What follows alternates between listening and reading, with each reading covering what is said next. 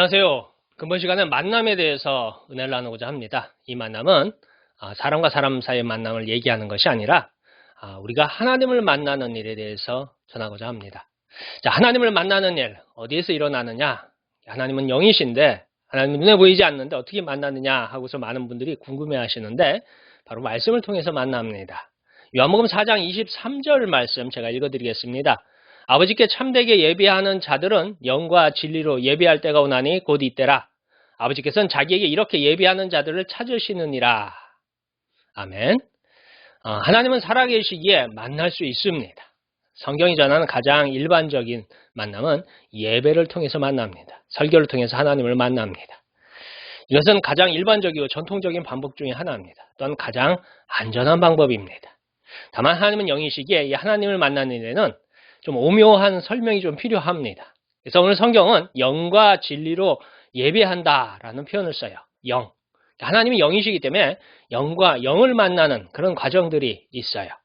하나님의 영이시기 때문에 우리에게 어떻게 그 영이 우리를 만날 적에 하나님의 영을 만날 적에 우리가 예배를 통해서 설교를 통해서 만날 적에 무슨 일이 어떤 일이 일어나느냐 하는 부분을 제 짧은 견해로 소개하고자 합니다. 두 번째는 진리로 만난다. 진리로 예배한다. 이렇게 돼 있어요. 진리. 성경이 말하는 진리의 가장 첫 번째는 여러 가지가 있겠지만 성경의 말씀입니다. 하나님의 입으로 나온 하나님의 영감으로 기록된 이 말씀을 통해서 안내를 받아야 돼요. 그래서 이 예배를 통해서 하나님을 만나는 것은 성경에 대한 설교, 성경에 대한 설명, 성경에 대한 어떤 적용, 성경에 대한 어떤 영감을 통해 가지고서 우리가 하나님을 만날 수 있습니다. 자, 현장 목회자의 입장에서 저는 영으로서의 하나님을 만난 분에서 매우 오묘한 일이 있음을 전하고 싶습니다. 자, 그러면 어떻게 하나님을 만나는 순간 무슨 일이 일어나느냐 하는 거예요. 여러분들 중에 예배를 드리다 보면 많은 부분에서 졸았을 분들이 있습니다. 저도 어린 시절부터 모태신앙이었기 때문에 아주 어린 시절부터 교회를 다녔어요. 그래서 어머니, 아버지의 손을 잡고 교회를 가면은 교회 다른 시간은 다 괜찮은데 가장 곤욕스러운, 가장 힘든 시간이 있는데 그게 바로 목사님의 설교 시간이었어요. 제가 목사가 되고 나서 설교를 해보니까 이게 장난 아니다 하는 생각을 하게 됩니다. 이유는 어렸을 때 제 경험으로는 설교 시간이 되면 눈에 힘을 빡 주고 시작을 해요. 그러나 어느 순간에 보면 서서히 눈썹이 내려옵니다. 어느 순간에 보면 졸고 있어요. 그래서 또 얼른 깨가지고 다시 목사님을 집중하고 무슨 말을 하나 귀를 기울여 보지만 여전히 눈썹이 무거워요. 그래서 이렇게 몇 번을 경험하다 보니까 저는 어린 시절에 그렇게 생각했어요. 목사님 예배드리는 설교 시간은 이렇게 졸다가 그냥 한숨 푹 자는 거죠. 그러다가 아침 예배가 끝나면 개운하게 깨어나는 거 아닌가 하는 그런 착각 속에 어린 시절을 보냈습니다. 학창 시절을 그렇게 보냈던 것 같아요. 그러다 제가 대학에 들어가서 서울에 있는 교회를 출석하게 되었습니다. 그래서 그곳 목사님의 설교를 듣는데 이건 졸리지가 않는 거예요. 신기하대요. 그리고 졸리지 않을 뿐만 아니라 귀에 쏙쏙 들어오는 거예요. 그래서 이게 무엇인가라고서 그 당시 굉장히 신기하게 생각했고 예배의 또 다른 목사님 설교에 대한 또 다른 부분들을 그때 경험했어요. 이제 목회자가 되고 나서 나중에 보니까 지금 되돌아 생각해보니까 그게 하나님을 만나는 과정이었더라 하는 것입니다. 자, 그럼 하나님을 만나는 과정에 어떤 일이 일어났냐? 이게 마치 훌륭한 강의보다는 좀 다르지만 어쨌든 여러분들이 학원 같은 데 가보면 요즘은 그런 말이 있더라고요. 일타 강사라는 말이 있어요. 일타 강사, 유명한 강사들이죠. 실력이 뛰어난 강사들이에요. 그래서 이 그분들의 수업은 가격도 비싸고 인기가 많대요. 왜냐하면 그 수업을 들으면 다른 수업과 다르게 머릿속에 쏙쏙 들어온대요. 그래서 많이 남는데요. 많이 배운대요. 근데 이 하나님의 만나면 어떤 일이 벌어지냐? 이 성경에 대해서 동일한 일이 벌어집니다. 목사님의 설교가 나오는 것이 재미있고요. 그것을 이래 들을 적에 마치 모르는 것을 알게 되는 것 같은 그런 깨달음을 얻기도 하고요. 때로는 그것이 우리의 마음속에 감정적인 부분을 막 흔들어가지고 때로는 회개하기도 하고 때로는 새로운 결단을 하기도 하고 여러 가지 일들이 아주 복잡하게 일어나요. 근데 이것이 바로 하나님을 만나는 일이에요. 자, 그리고 이렇게 하나님을 만나면 어떤 일이 벌어지느냐? 성경을 잘 이해하는 것, 그런 일도 있습니다. 근데 또 하나는 뭐냐면 이 성경의 내용을 여러분들이 아시겠지만 현대인들이 이 성경을 어려워하는 이유 중에 하나, 성경을 가까이 하기 힘들어하는 이유 중에 하나가 성경에 나오는 이름도 우리나라 이름이 아니에요. 성경에 나오는 민족도 우리 민족이 아니에요. 우리하고 상관없는 저기 서아시아의 이스라엘 땅에 예루살렘에 거기 살았던 사람들의, 그것도 현재 사는 사람이라 아주 오래전에 살았던 사람들의 이야기가 기록되어 있어요. 그게 우리하고 무슨 상관이 있느냐 하는 거예요. 마치 남의 나라, 남의 과거, 남의 일에 대해서 기록해 놓은 게 성경 같아요. 근데 하나님을 만나면 이것이 나의 문제, 지금 현재 과거의 인물이 아니라 지금 현재 나에게 하는 이야기가 되는 거예요.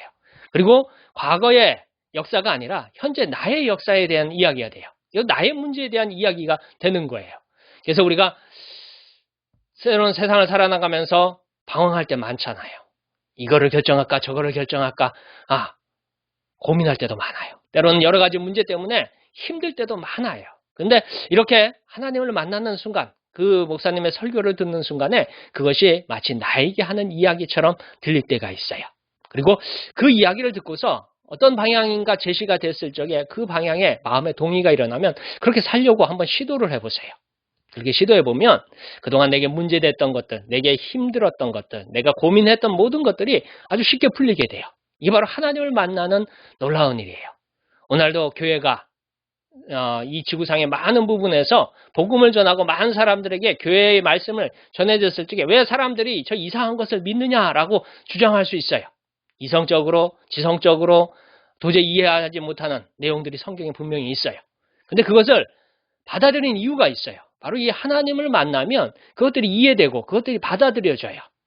자, 이 한 재밌는 이야기가 있습니다. 한 목사님이 어느 날 설교를 하고서 내려왔어요. 이 예배가 끝난 거죠. 근데 사무실로 어떤 한 분이 화가 잔뜩 나서 찾아온 거예요. 그분이 뭐라고 하시냐면, 목사님, 어떻게 개인적인 이야기를 그렇게 많은 사람 앞에서 공개적으로 할 수 있습니까? 설교가 이런 건가요? 하면서 따지는 거였어요. 목사님이 가만히 보니까 처음 보는 분이셨어요. 그래서 제가 언제 한번 만난 적이 있나요? 물었어요. 아니요, 그랬어요. 그럼 제가 선생님의 이름을 알고 있나요? 했더니 모르실 거래요. 그럼 전화번호를 알고 있나요? 했더니 그것도 모르실 거래요. 그럼 주소를 알고 있나요? 했더니 그것도 모르실 거래요. 근데 제가 어떻게 선생님에 대한 개인적인 이야기를 그렇게 많은 사람들에게 할 수 있을까요? 했더니 그분이 당황하시는 거예요. 그래도 목사님의 그 이야기는 내 이야기 아니었냐고, 저들하고 그렇게 설교하신 거 아니냐고 그렇게 따지더라는 겁니다. 그러니까 목사님이 가만히 생각해 보시고 나서 슬그머니 웃으시면서 하시는 말씀이, 그거는 선생님 들으라고 한 얘기는 아니고요. 저는 설교를 했는데 중간에 하나님께서 선생님 마음속에 그렇게 들으라고 바꾸신 거예요. 라고 전했습니다.